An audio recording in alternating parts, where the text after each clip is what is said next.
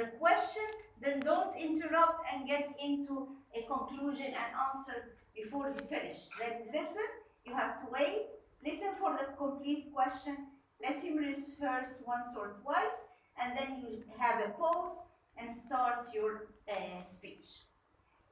So that's meaning that you are going to focus on what he's saying.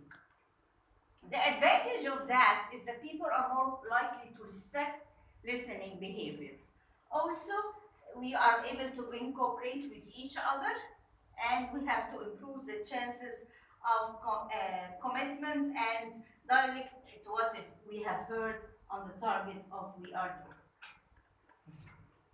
Now, the pause is very important. Before you speak, allow for a pause. Pause whether you are agreeing or disagreeing, you have to pause.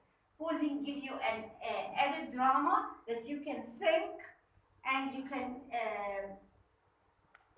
get to the idea and put a complete picture of what you are going to say.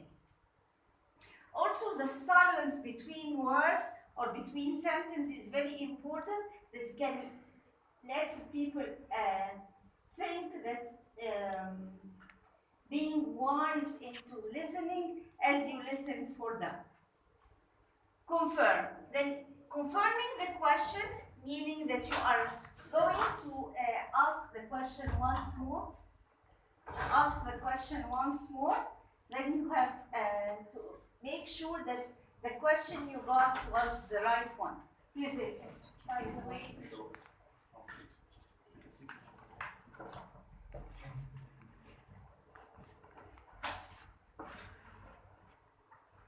After confirming, you start to tell the topic that you are saying or answering in an enthusiastic way.